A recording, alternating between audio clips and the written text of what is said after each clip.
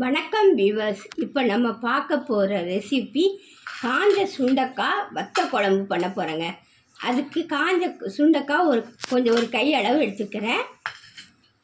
வறுத்து அரைக்க 1 டீஸ்பூன் உளுந்து, 1 டீஸ்பூன் அரிசி, 1 ஸ்பூன் துவரம்பருப்பு, ஒரு 7 காஞ்ச மிளகாய், ஒரு 2 ஸ்பூன் தனியா, மிளகு, வெந்தயம். மிளகு 1 ஸ்பூன், வெந்தயம் 1 ஸ்பூன். இவ்வளோத்தையும் வறுக்கணுங்க.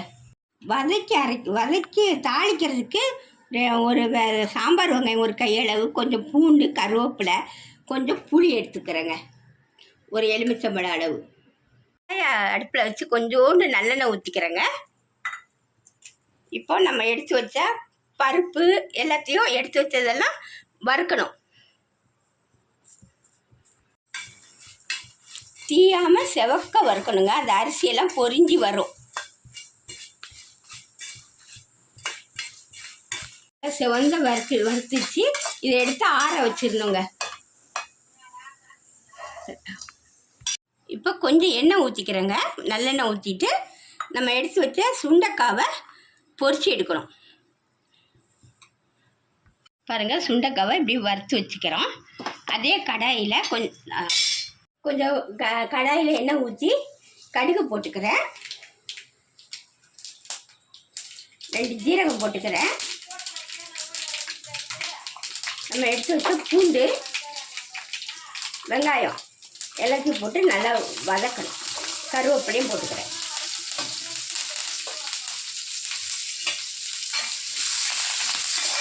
வெங்காயம் பூண்டு எல்லாம் கொஞ்சம் வதங்கிச்சு. இப்போ கொஞ்சோண்டு மஞ்சத்தூள் போட்டுக்கிறேன்.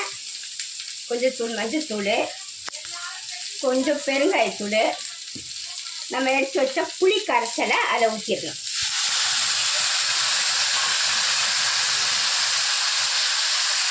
தண்ணி கொஞ்சம் பச்சை வாசனையெல்லாம் போகிறது வரைக்கும் கொதிக்கட்டுங்க.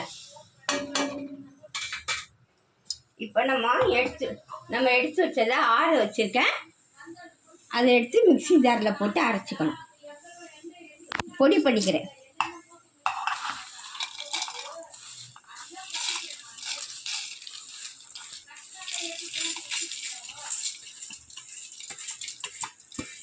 எல்லாத்தையும் பொடி பண்ணிட்டு காட்டுறேன். இப்போ நல்லா கொதிச்சிருச்சுங்க.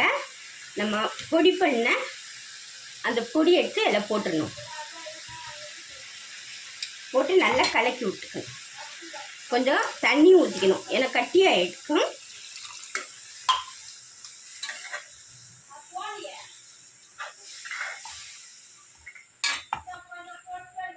ஒரு துண்டு வெல்லம் போட்டுக்கணும்.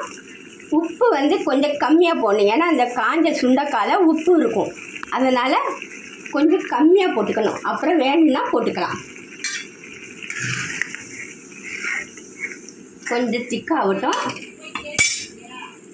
இந்த காஞ்ச சுண்டைக்காவை எடுத்து போட்டுக்கணும்.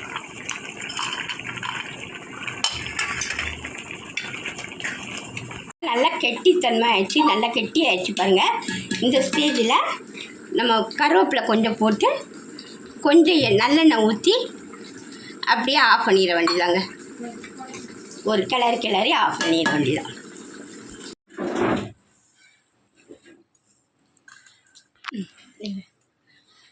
பாருங்கள், காஞ்ச வத்த குழம்பு ரெடி ஆயிடுச்சு பாருங்கள். காஞ்ச சுண்டைக்காய் வத்த குழம்பு ரெடி ஆயிடுச்சு.